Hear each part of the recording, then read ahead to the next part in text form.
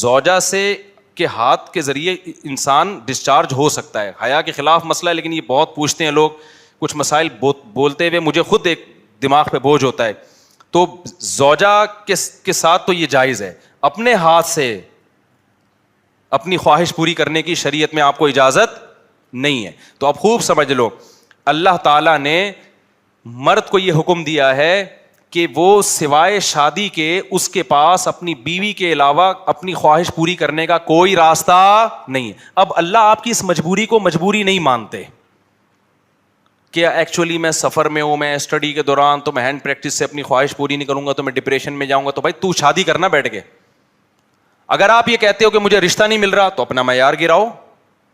آپ بولو کہ میرے اسٹینڈرڈ کا نہیں مل رہا, تو اسٹینڈرڈ کیا کرو, بولو نا, کم کرو. آپ اللہ میاں کا یہ حکم ہے, اپنا اسٹینڈرڈ کیا کرو, آپ کم کرو. یہ بھی قرآن میں ہے, وَمَن لَّمْ يَسْتَطِعْ مِنكُمْ طَوْلًا أَن يَنكِحَ الْمُحْصَنَاتِ الْمُؤْمِنَاتِ فَمِمَّا مَلَكَتْ أَيْمَانُكُمْ. اللہ کہتے ہیں کوئی آزاد عورت شادی کے لیے, خاندانی عورت نہیں مل رہی, کسی کی باندی سے شادی کر لو. عرب میں باندی کا لیول بہت کم ہوتا تھا, اور اللہ نے فرمایا ذَلِكَ لِمَنْ خَشِيَ الْعَنَتَ مِنكُمْ, جس کو زنا یا برائی کا خطرہ ہے نا وہ یہ کام کرے.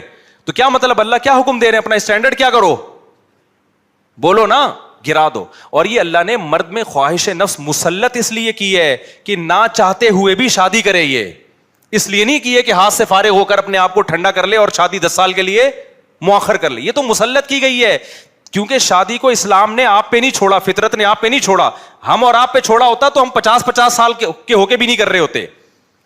جو کام انسانیت کی بقا کے لیے ضروری تھا نا, اللہ نے وہ ہمارے مشورے پہ نہیں. اللہ چاہتے ہیں کہ نسل بڑھے, تو اس لیے یہ چیز اللہ نے مسلط کر دی ہے کہ لوگوں سے اللہ مشورہ نہیں لیں گے کہ ایکچولی آپ کو کرنی چاہیے کہ نہیں کرنی چاہیے. اللہ مسلط اتنی کر دیتے, آدمی کہتا ہے بھائی میرا دماغ پھٹ رہا ہے, میں برائی کی طرف جا رہا ہوں, میرے پاس کرنے کے علاوہ کوئی آپشن ہے نہیں, تو مسلط ہو جائے. کیوں, اس کا فائدہ کیا ہوگا, مجبور ہو کے آپ نکاح کرو گے, ایک دوسری عورت کو بھی آپ برائی سے بچا لو گے, اور دونوں کے ملاپ سے اولاد ہوگی جو اللہ چاہتے ہیں کہ نسل بڑھے.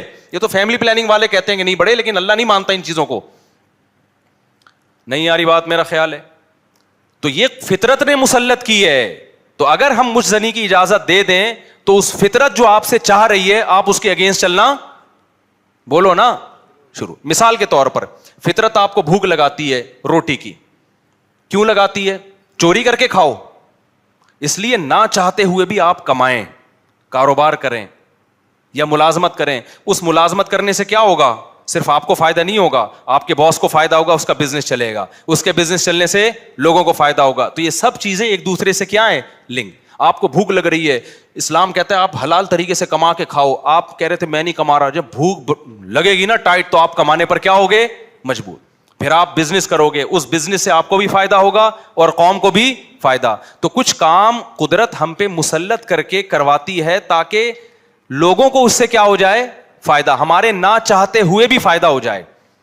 لیکن آپ نے کیا کیا, ایکچولی میرے پاس چونکہ ایک ارننگ کا, کمائی کا ٹائم نہیں ہے, میں ایکچولی بہت بزی ہوں, میں بہت بڑا سائنسدان بننا چاہتا ہوں. آج کل ٹوپی ڈرامے جو چل رہے ہوتے ہیں, تو میں اگر کماؤں گا تو پھر ایکچولی تو میں بھیک مانگنا شروع کر دیتا ہوں, یا میں چوری کر کے کھانا. میں کیا کروں بھائی, میں اسٹڈی ہے, کل میرا پیپر ہے یار, میں کماؤں کیا, تو میں چوری کروں گا.